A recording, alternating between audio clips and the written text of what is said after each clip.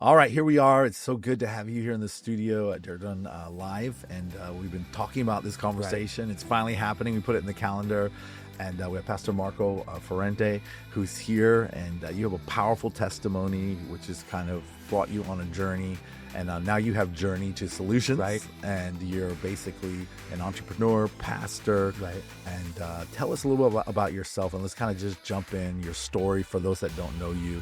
And then we're going to be talking about the recovery space, which is huge right now in the world that we're facing today. Right. And we've been planning this for what now, a month and a half. And this time came up super, super quick. And you talk about Journey to Solutions, and, you know, the vision behind it was really simple. You know, God put a word on my heart, and it was, while the vast majority of people focus on obstacles, right? Because I'm very aware about mindset. Our mindset dictates the direction in which our future goes. While the vast majority focus on obstacles, we simply strive to bring forth solutions and awareness to the masses, with those dealing with addiction, mental health, family members affected. Yeah. Because the family members, it's huge, struggle just as much as the individuals in active addiction. And what ends up happening is these individuals who are in active addiction, they go seek to get the help, and then they come back to the same environment, which is the same patterns, which then leads back to the same lifestyle. So a few titles that I hold, you know, father. I got 6 beautiful bonus kids, right? Awesome. Husband, right? Pastor. I like using business owner, right? Yeah. Business owner. Entrepreneur is what I say. I like that. Because there's people say, there's so many people that say entrepreneurs nowadays, right? So, you know, business owner, but more importantly than any of that, the things I really define with is identity in Christ, right? The peace, the joy, right? The freedom, those intangible aspects in life that you can't put a price tag on, you know? And I tell people, you know, there's nothing wrong with the home, especially with people I work with in recovery. Nothing wrong with the home. There's nothing wrong with the relationships, right? There's nothing wrong with the car. But this is the difference when we're in Christ, is that our identity doesn't reside within those things anymore. Yeah. Because so many times in recovery, we acquire these things, and then if we lose them, then we lose part of our identity. It's good. Yeah. But when we have Christ, everything becomes a byproduct of that. Yeah. So we're operating from, like we spoke about, from purpose, calling, and assignment, because we're now in alignment. Love it. And I like the word solutions, you know, because it's not magic. You know, people just think, well, I'll just go to recovery, I'll be fine. But people are in and out of recovery. And like you said, you know, you can go and start the process and start finding how to do it. But you still got to work those solutions inside, outside, you know, that journey with family, with people who have been hurt and, you know, exposed to what goes along with the issues of addiction and all of those things, you know. But I like that, you know, in Christ, there are solutions to every single problem. Oh, yeah. The word is the solution to everything. And so how did you kind of come on this journey? You know, I know you've got a powerful testimony. Yeah. You're not just doing this as a business. Right. This is something you've lived, and now you're giving back from what you've learned and connecting, networking all across the country with others that are having that same heartbeat. So, you know, I get people that come to me all the time that are struggling to find their purpose. Yeah. And they ask me, Marco, I'm struggling to find my purpose. And my answer usually is, well, where did you suffer most? What area did you have most pain in? You know, and I see so many people that they come to Christ, right? He gives them the tools, but then they don't step into those tools and learn how to begin to heal themselves. And when we come to Christ, our spirit is saved immediately. Yeah. Right?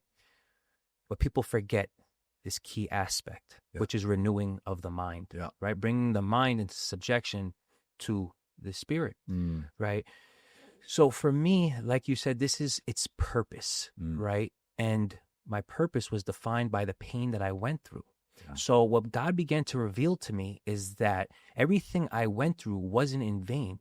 Everything I went through was for somebody else. You see, in Revelations, it talks about our testimony, right? Saved by the blood of the Lamb and the word of our testimony. Our testimonies are powerful, right? I'll never forget, I had somebody tell me, if there's one thing that you can master your testimony, because only you have it. That's good. Right? I believe our testimonies are roadmaps and blueprints to somebody else's breakthrough, right? In the program of Alcoholics Anonymous, it says, if you want what we have, you simply do what we do, right? Our decisions today are dictating our future tomorrow. Yeah. So I just had a burning desire inside of me to transmit this gift of life, right? Just like Christ did for me, right? He gave me life. He plugged me directly in with the Father. And that's what I want to give to others, is transmit this gift of life, the freedom, the joy, the peace that I had. But beyond that is show them that there's a life beyond their wildest dreams. Yeah. You know, if God can take somebody like me, and we'll go a little bit more into it, right? Someone who was homeless, 25 years hanging over his head in prison, hepatitis C, right? Septic shock. Wow. Right? If he can take a man like that and he can bring him on this side, today he's a pastor, today he's a father, today he's a husband, right? He's a leader in the community. He can do that same thing for you. Yeah. Right. And the word says, I will take the foolish things of this world, right, to confound the wise. Yeah. I was the foolish of the most foolish, but I love it because it allows me to reach that person who's on the side of the street, but it also allows me to reach the CEO as well. There's such a gap between the two. Yeah. You know, I say it all the time, right? This analogy of this man who's stuck in a hole. And the businessman walks past him and the guy yells out, I'm stuck in a hole. And he said, here's $10, get yourself out. Yeah. He got the $10, but he was still stuck in the hole. And then a therapist walks past. He says, I'm stuck in the hole. And the therapist speaks to him for an hour and a half and says, come back next week. He said, well, I'm still stuck in the hole. Right? That's good. And then a brother in recovery walks past and he jumps in the hole. And the guy goes, no, now we're both in the hole. He goes, but let me grab your hand because I know the way out. That's awesome. That's what I want to give others. Yeah. Is I want to show them the way out the same way that Jesus showed me the way out. Beautiful. That's who Jesus, he meets us where we're at, but he brings transformation. And that's the difference about what we do. So many times people come as they are and they leave as they are, right? Or you got to come in already cleaned up. Yeah. Right? That was an environment I was raised in, right? But what Christ taught me was come as you are, but you leave transformed. Yeah. So that's what we give them. Love it. Come as you are. We don't care where you're at. But you will leave transformed because we do have a standard of excellence in our environment. Yeah, I love it. And so it's creating that environment. I think, presence-driven environment where people encounter the Lord, a word-driven environment where people can receive the solutions, and then someone who will walk with you on the journey and help you, like you said, get into the pit with you and pull you out. Which a lot of people aren't willing to do, even as Christians. Jesus told the story of the Good Samaritan. I was thinking, when you did that, and like all the religious, they're busy about their religious duties. It's easy to throw money at something versus giving our time and really investing. And it takes time. I love what you said about, a principle here about we've got to put in the work. Yeah. Because everyone wants magic. They want someone else to fix them. But we have to kind of take responsibility for our lives. And then we have to work the solution. God will help us. God will bring along other people to do it. Right. But nobody can do it for you. You've got to develop the fruit of the Spirit in your own life. That we talked about self-control before this session and all of that. Can you speak into that a little bit of like, what does it take? Because some people, they keep falling off the wagon, or they come to the place where they're not ready. They're still in denial. What's that process? And even in your own life where you came to the place where like, I need to put in the work. I need to do this and change my life, or I'm going to lose it. Right. And for our listeners right away, we're not talking about a work-based salvation, right? Saved by grace through faith. Yep. But Paul does talk about in Philippians, working out our salvation. Faith without works is dead. It's dead, right? So working out our salvation. I see this so many times in the church, right? Where God's going to heal me. Yeah. God is always intervening on our behalf. His wind is always on our back. Yeah. But he then gives us the tools and the wisdom to be able to carry it out, where we then have to show up. Yeah. We were talking about it before. I call it spiritual psychosis. Yeah. Right? These people who are super spiritual, but their feet aren't yet on the ground.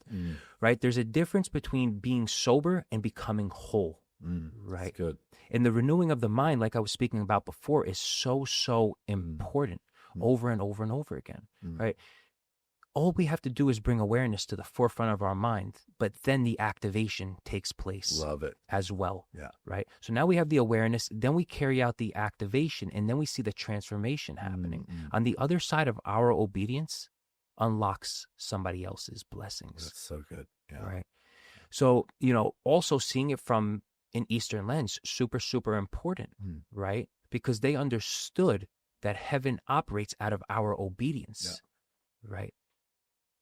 I think we all need a coach. I was thinking of that. You can try to do anything, but the fastest way towards the destination is a coach. In business, it's true. In sports, it's true. And I think in this arena, what you're talking about, and I love what you said, it's not about works, because we can try to do stuff in our own strength and fall flat, even though it's the right thing.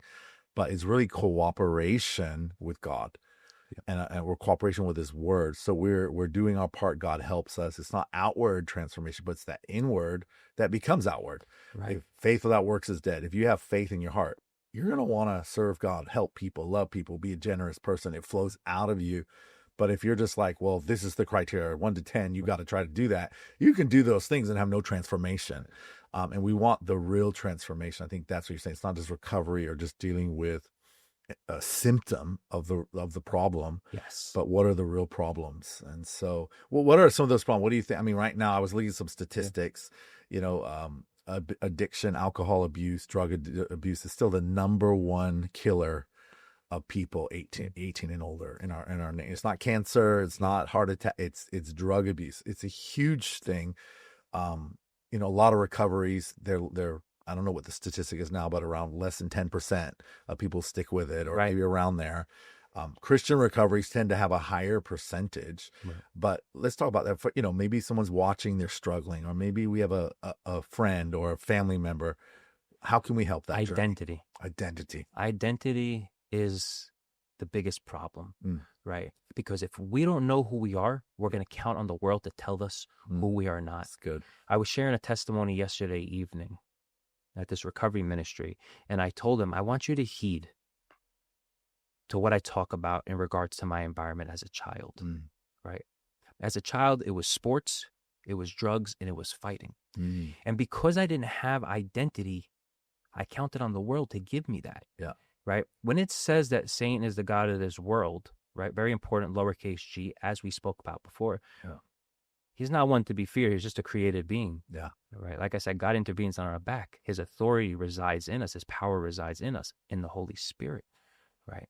But understanding what that actually means is that he runs the systems of this world. So when we're able to break free of those systems, we then could bring transformation. That's good. Right.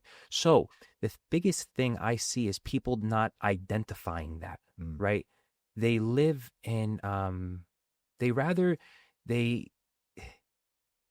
rather coast through life than actually identify the problems.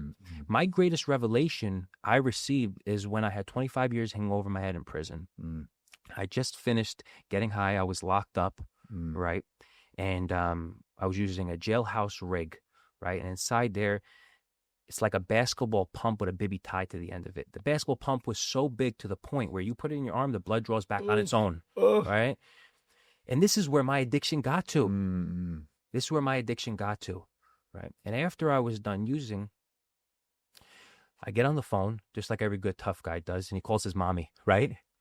I call up my mother, and she says, Marco, look, you're going to face the consequences of the actions you have been through, right? And in that moment, I got off the phone, and I looked around the day room. And those loud voices in my mind went to this quiet voice in my heart. And as I was looking around the day room, it was like a movie film. There were 60 other men inside there. And I heard the quiet voice say, you have manifested a life beyond your wildest nightmares. I manifested a life beyond my wildest nightmares.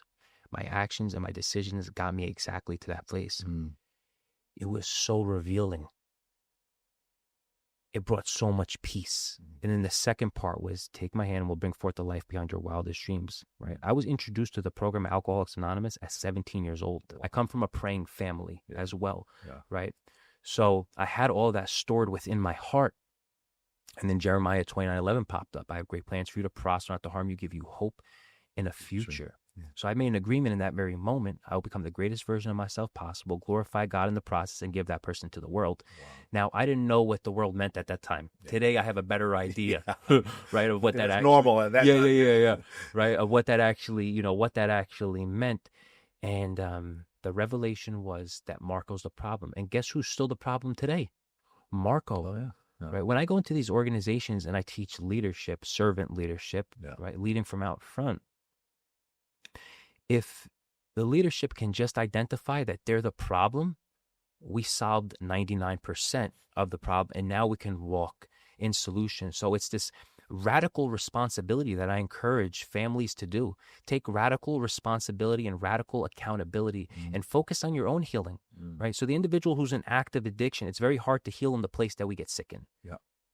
Nearly impossible. We see this, it's scriptural too. We see it all the way through the Bible, right? People leaving their homeland, right? Same thing happens in addiction, right? I couldn't heal in the place that got me sick. So I had to break free from that, be planted away from that. Now I can go back into that environment and bring transformation, right? But I couldn't do that right off the bat. These people go after 30 days, 60 days back home. And I'm like, look, from my experience, it's not going to work. But you want to have your own experience? 9 times out of 10, they're calling me back. Yeah. But while the individual is healing, it is pivotal. My wife works with people on the other side of addiction. She's done Al-Anon, right? Everybody needs healing. Everybody has different symptoms. Yeah. Mine was just a little bit louder to the world, right? But whether it's drugs, whether it's sex, whether it's gambling, right? It looks different. Yeah. See, my drugs and the alcohol, it was a solution. It was an awful solution, but it was still a solution. You say it's escape? That's exactly what I was dealing with, this dis-ease, this unease of my mind that I was seeking to escape from. But I brought somebody with me everywhere I went, and his name was Marco, right? My parents' way of dealing with me as a kid, right, was go to rehab, and when you come home, you're going to be healed. You'll be good, right? But I come back to that same environment. So the next time they're like, oh, let's try something different. We're going to send you to Germany, right? For something that's called Fastnacht Carnevale, right? Oktoberfest, right? Oh, gosh. So I end up doing that back to back years, 3 years in a row, right?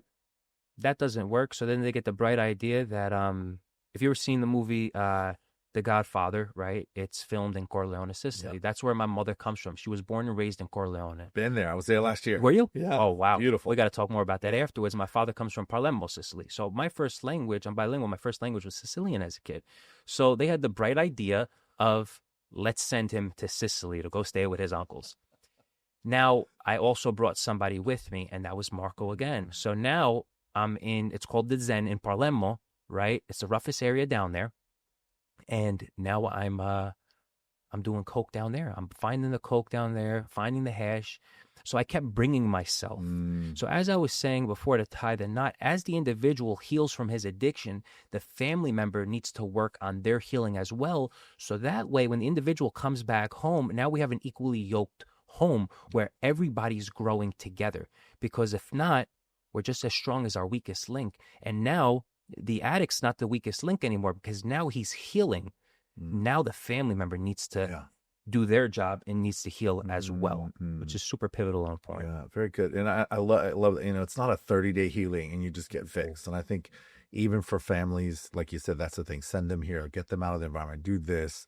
But the common denominator is what you said. You still have this person there and their insecurity, their identity issues. And that's an ongoing process, So I love what you're saying. What are some things that help a person coming out? We're kind of jumping a little bit here, but okay. Building that for families. So people looking, maybe they've had someone in and out of rehab. We have people in our church, and grandparents and people, and they're frustrated and they come. What are some of those environments and things that we can do to help a person while they're still healing, right? But creating that environment to help them. Yeah. Taking a look at themselves, right? Focus on their own healing. Al-Anon is a great tool, right? For me personally, Christ has to be the cornerstone, and as long as we're connected to the root, like we spoke, we'll always produce fruit. But it's utilizing those tools. Community is so important, right? So many times this enemy, the inner me that's in between our ears, right, lies to us, right, and says we're alone. I'll never forget when I came out of my addiction, it was like being in a room that was completely pitch dark. and the lights came on and the mess was all around me. But while the lights were off, I was getting lied to that when I turned the lights on, everybody was going to run away from me. Wow. Right? So we talk about this all the time. You can go to these mega churches, step inside, and never be seen. Yeah. Right? We don't do church together. Yeah. We do life together. That's good. So start getting around other people and just speak about what you're walking through, because I promise you that you are not the only ones that are currently going through it. I grew up, my father came to America with $75 in his pocket, scrubbing floors. So I got to see what humble beginnings looked like, right? And then my father acquired a great life for us over time. You know, he's been with the same company now for 30 years, right? Traveling the world. He's a master pizzaiolo, right? And I got to see what that looked like, right? I got to see starting off at the bare bottom, going to middle class, right? And the same struggles were at both places. This was the only difference, is that one was more evident than the other one was, right? So with the middle class and the upper class, there was a veil that was placed over it. Nobody began to talk about it because they were ashamed, right? But people in that community were dealing with it just as much as people who were in poverty. Wow. So when I saw that all the way across the board. Now being in Yorba Linda, I seek to bring that same solution over there. You know, being in San Juan, bring that same solution to these areas and informing people. And like, man, you're not going through this alone. And then there's this stigma, especially coming from where I came from in my culture, about being a man. You know, and we don't talk about those things, but came to identify that a man can talk about what he's walking through. That's real strength. It is, right? Because there's security. When we sit vulnerability. Vulnerability, transparency, we see each other already, right? The Bible tells us, and when we read the Bible, it simply tells us everything that we're already dealing with, that we have a fleshly nature. So people who don't identify that are still living through that. So the best thing to do is be able to identify. So when you sit down, we realize that it's an even playing field across. The same thing I walk through as a man, you walk through as a man, and we walk through this together. But when we're honest with each other, then we build real rapport. So for those family members, sit down with an entrusted person and talk about what you're going through. You know, there's solutions all around us. There's tools all around us. But if we don't speak, I haven't mastered it yet, but I'm not a mind reader yet. You know, and most people, anybody else I met isn't as well. And some people, they they seem to think that other people already know what's going on with them. So true. Right?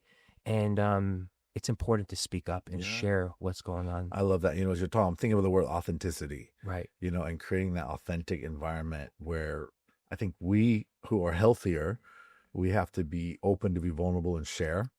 And then it helps people to open up that maybe are not used to doing that. You know, so even this week, you know, we had our recovery meeting and Brandon shared his story about his abuse and things like that. And then afterwards, there were 3 or 4 people that came up to him and like, wow, man, I never would have known. And like started opening up about their abuse. Right. And people we would have never known. And of course, we keep it a safe space. We don't share. But because he was bold enough to share, because he was, you know, there to open up, it created that authentic environment where people could connect hearts and open up about stuff that maybe they've been living in shame or it's been their identity, you know, and they haven't been able to do that. So I think that's what the community is, the church. You know, it's not just coming for a building or meeting.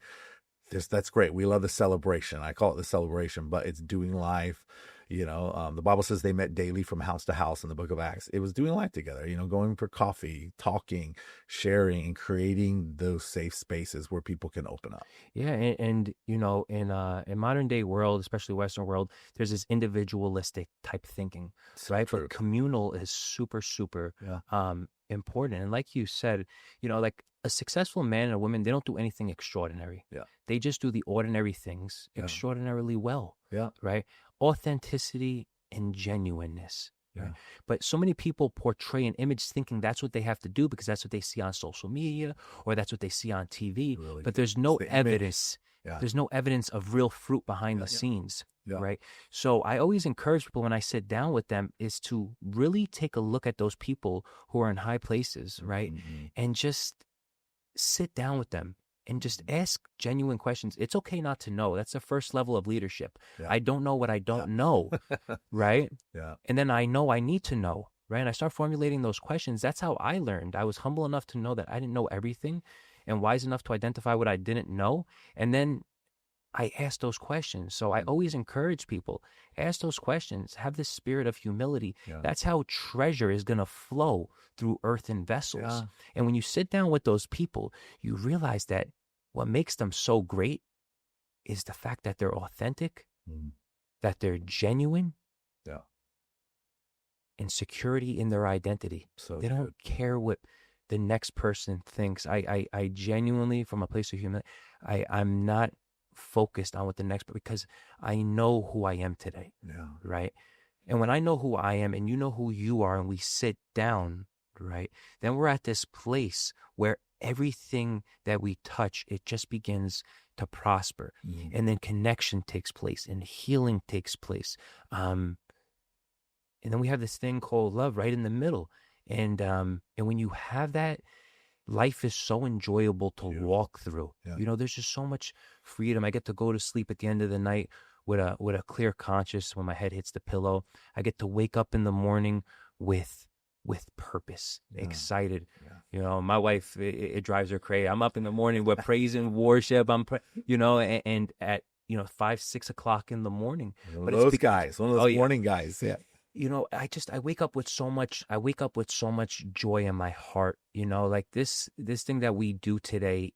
It's because I love what I do, right? It's rooted, like we said, in purpose and in assignment. And, you know, they say something in the program of AA as well. And they say there'll come a day, right, that you won't actually work. You're going to love what you do, right? And that's my life today, you know? We get to do what we love to do. Yeah. And get paid for it. Yeah, right. Still prosper. Yeah. Right. I think it's so important, you know, because, you know, when you're talking, I was thinking, you know, the image of society is we've got to act like we all have it together. But we live in a broken down world. Nobody's got it all together.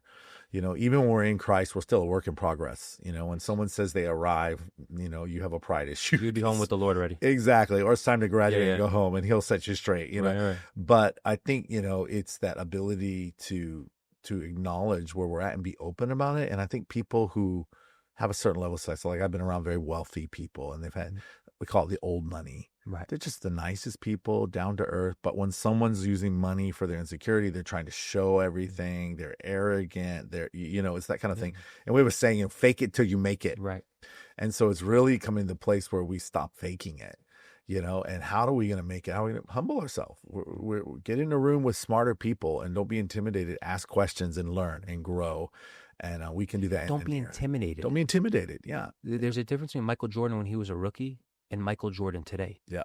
And without both Michael Jordans, the team can never be a team. Good. When he was a rookie, he was better on the court. Yeah. But today he's better from the sidelines. Yeah. Right. I used to always get confused. There was this pastor. He would always say to people, "You're just a rookie. You're just a rookie," and they would get super offended. Yeah. And I was the type of guy where I was like, I can't wait till he asks me. I'm gonna go find an answer for this one, right? So I'm behind the scenes, and I realized it says the kingdom of God is within our heart and upon our lips, and our lips directly reflect where the heart is at, right? So what it taught me is that the kingdom is like this, right? It's like even this picture, right, where you hear people father, son. It has nothing to do with hierarchy or position. That's the lowest level of leadership, right? It's like this all the way through.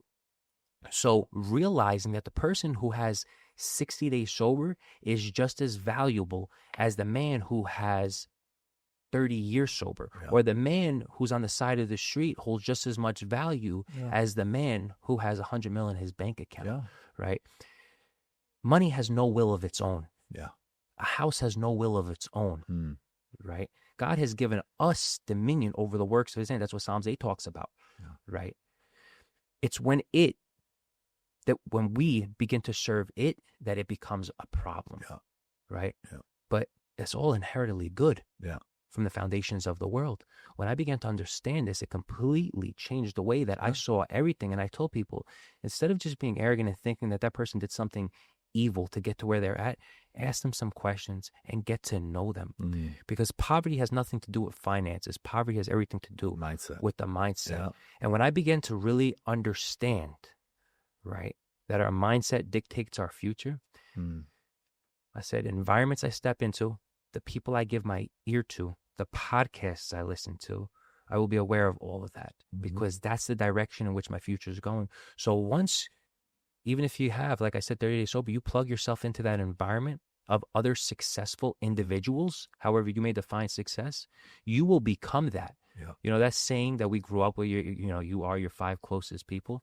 That is so true. And the Oh, books you read and the people you're around. everything. It took this man 25, 30 years to write this book, and he's condensed it to where we can learn it in a matter of a week, 2 weeks. You said it before, coaches, right? I highly encourage. I have a coach for every aspect of my life, right? Financially, spiritually, all aspects of my life, because information only flows 2 ways, either through our own experiences or through the experiences of others, right?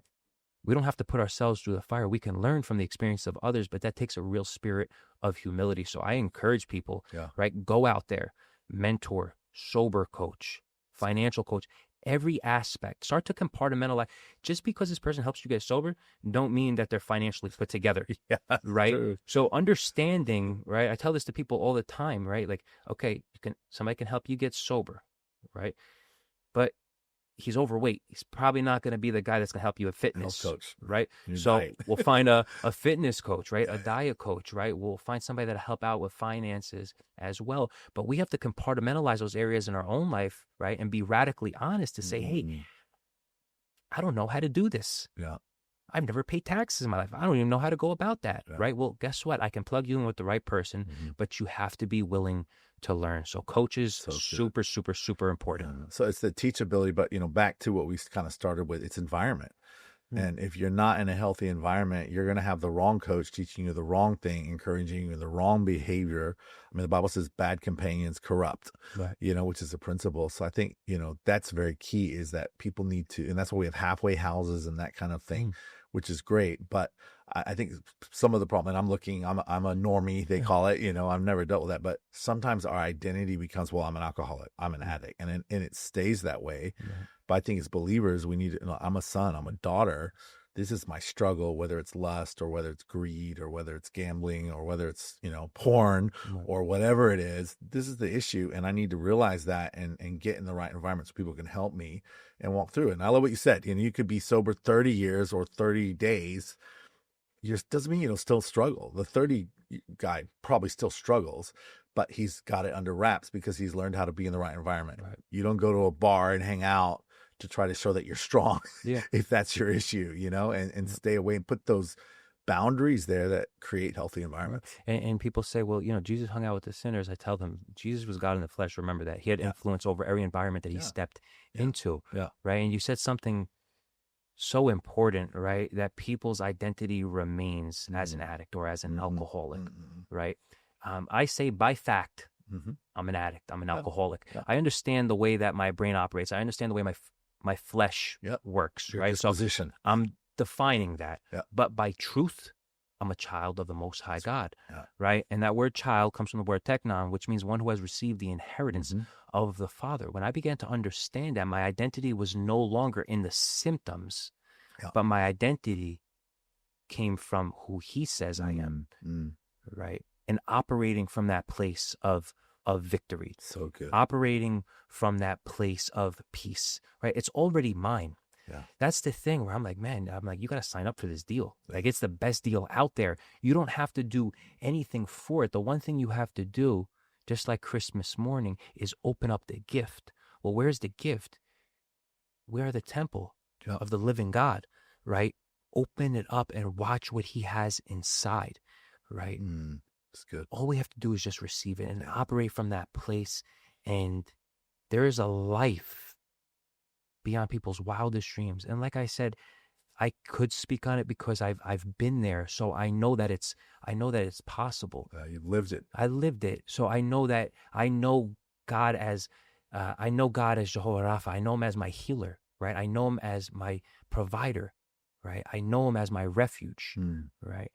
And when we have that conviction inside, people can sense that when we come in contact with them. I can sense that you're a genuine person. I can sense that you're an authentic person, right? Because you're not seeking anything from me.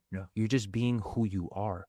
And that's how real reports, get developed. That's how healing takes place.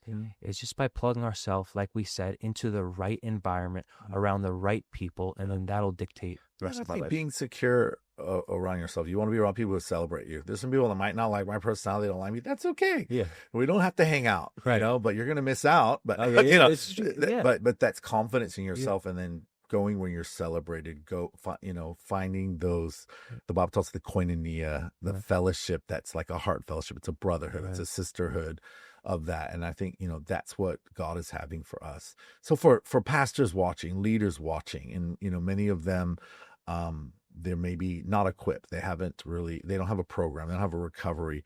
What are some things that we can do in the church to make a safe space to open up? One is authenticity, but what other things have you seen that in the, there's a lot of secular recovery, which maybe Christians are there, but they run through programs. That's great. But I think as a church, we can minister spirit, soul, and body. Right. And, maybe they're not doing the spiritual part and the identity in Christ, which is so important. They can help with the other areas, but like we can do holistic ministry, recovery. What are some things we can do as churches to educate people, help people, and create that safe space where people maybe are sitting in the congregation and feel it's not a place where they can share their struggle and they're struggling?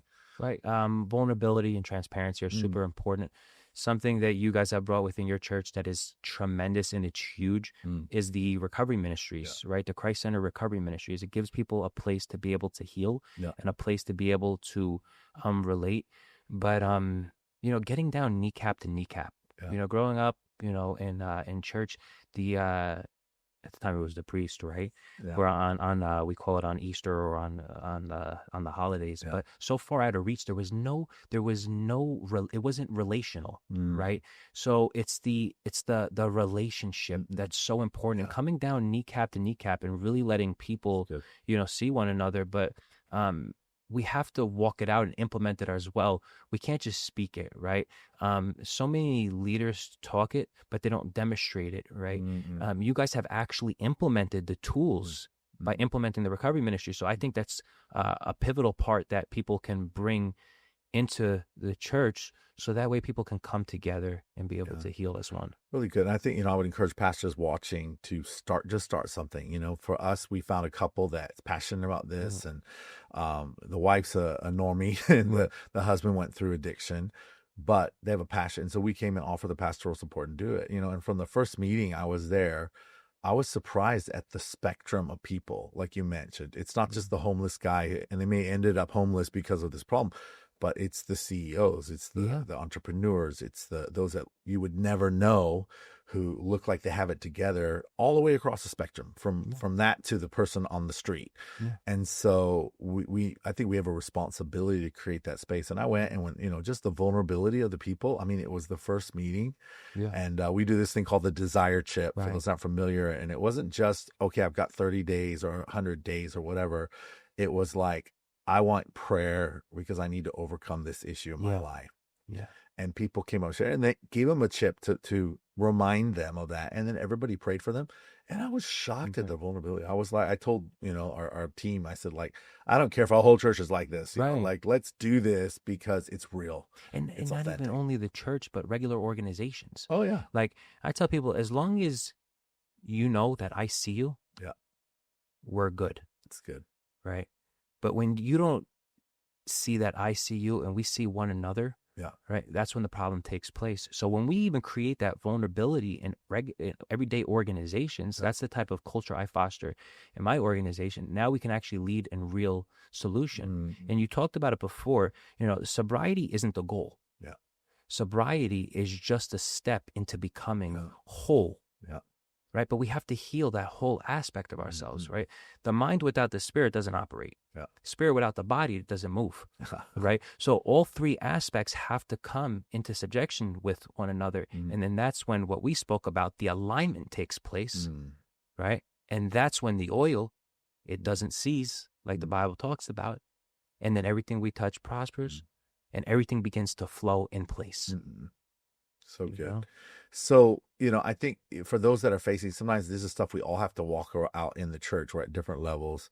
But then there are those, they just need to be taken out of their environment. And so they go into recovery. Maybe we can talk a little bit about that. And we've had people, they've gone through detox at a hospital or something for 3 days, and it doesn't work. They may be okay for a week or two, and then they get back in it, and a few months later they're detoxing again. Right. And so we talked about that environment. If this is a deep-rooted issue in us, we need more time than that to do that. And so I know there's 30-day, 60-day, 90-day program and things like that where people, where they're at. Can we talk about the need of that, and encouraging pastors, leaders, or family members to try to encourage people to do that? And we had someone even this week, and they were wanting to go for detox, and had called, and they called to let us know, and we already knew they had a problem. And I told him, that's not going to do it. You've tried that before, and got him, and we connected with you guys and your team, and got him into a healthy place that's reputable to help. And he's in a 30-day program right now, but as for right now, and then but I'm already talking about what's going to happen after that. It could be longer, and we told him, hey, take as long as you need. He's going to realize that he'll be healing for the rest of his life. But when he comes out, okay, how can we as a church create the right environment? Talking to his family, because there's hurt, there's disappointment, there's shame, all these things, and helping them to process, so he doesn't have to deal with that, and he comes out and he comes into a healthy space while they're healing.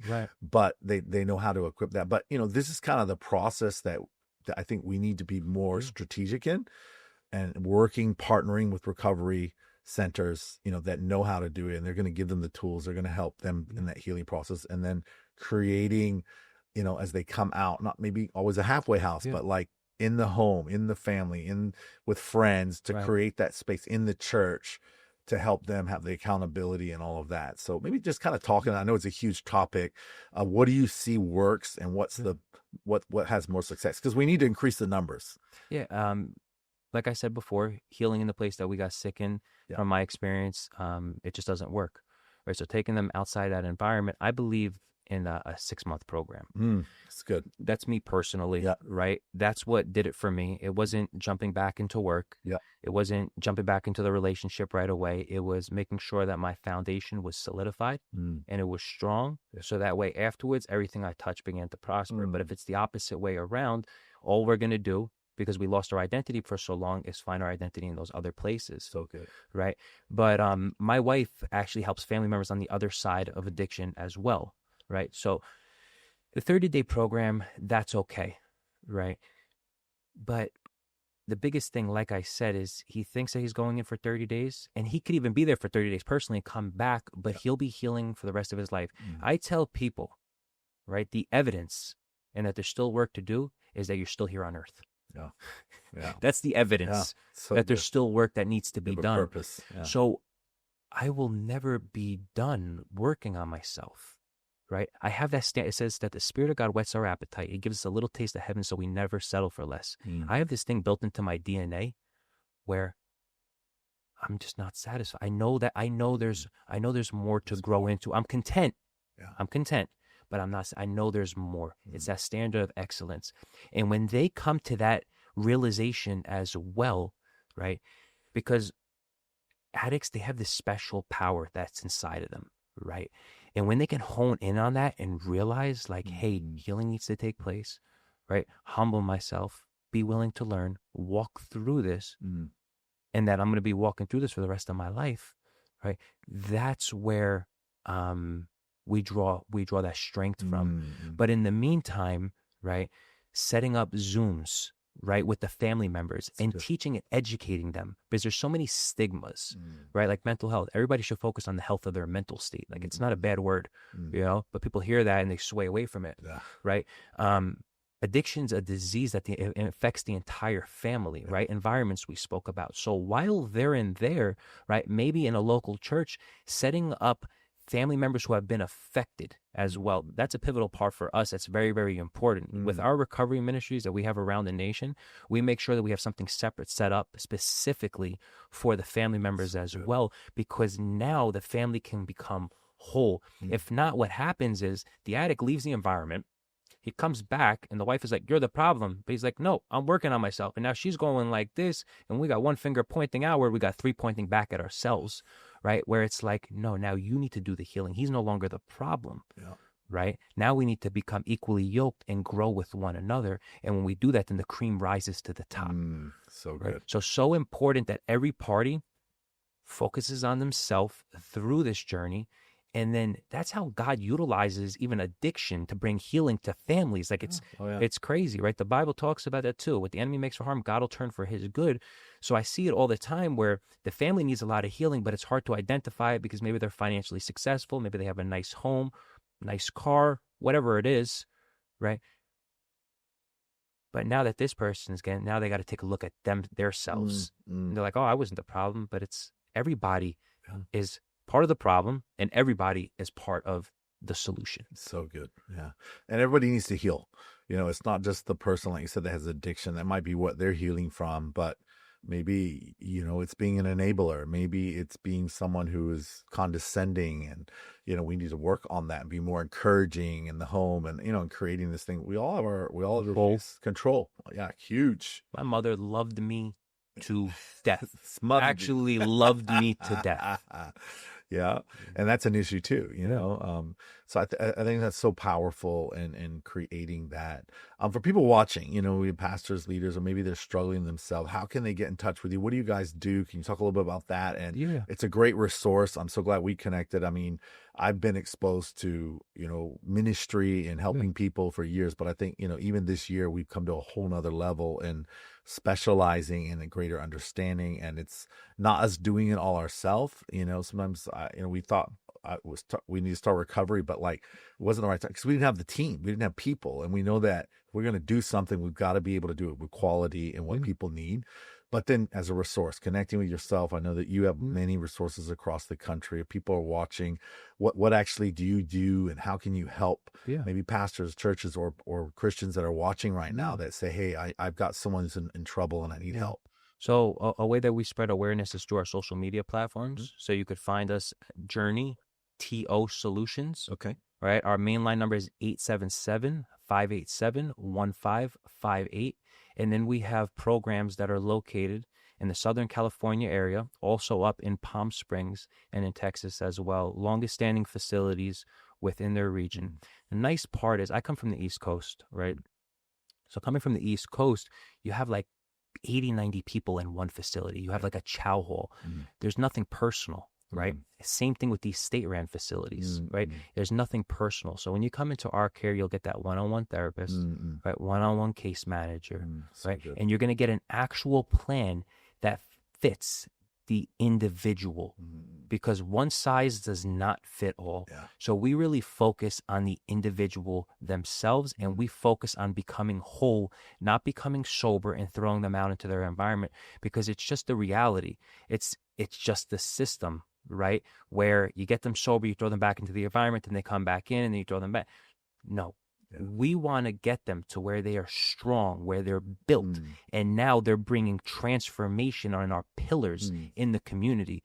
But first, they have to come out of that environment, seek the healing, get the healing, and then they can go back in and bring real transformation and being pillars of the community. And then I know you do have contacts even outside of your network, people you're in connection with in other parts of the country, But for this, insurance does normally cover this, right? Most insurances, and for people watching, they think, how am I going to afford this? And we hear about the cost, but this is a mental health issue. This is a disease, it's been called. And so that is covered, and there is help for people who would have insurance, or I heard even if they don't, that you guys can help get them on a program. There's one condition. Okay. One condition. Yeah. Even people, when I mentor them, I tell them there's one condition. Yeah. You know what that one condition is? You got to be willing. If you're willing, we are Journey to Solutions, and we will help you find a solution. I don't care what social or economic status you come from. We're going to find you a solution, whether that's cash pay, whether that's insurance, whether that's scholarship. We will find you a solution. I've been very conscious of identifying the problems, right, that people continuously walk through and implementing solutions. Love it. So that way we can then get them the help, right? And that's exactly what we've done at Journey to Solutions. Continue to stay on that path of solutions. So regardless of where you come from, social or economic, we're going to find you a solution. You just have to be willing. Love it. And we're here to help. As long as you're willing, I promise you we will help you find the assistance. Beautiful. Doesn't get better than that. It's simple. It is simple. So there you guys have it. Thank you so much for being with us. We're gonna have all your information in the descriptions and things so people can contact you, and we'll continue the conversation another time and go on. And I mean, it's great that we're good friends, and I think there's so much to this topic, and we want to help people and be a healing place as believers. That's what the church is, be a hospital. People can go and get healed. We can connect with other people, collaborate, and together as a body, we can solve all the problems. But you got to be willing. You just got to be willing. Such a pleasure. Thank you for having me today. Thanks, Pastor. Thank you.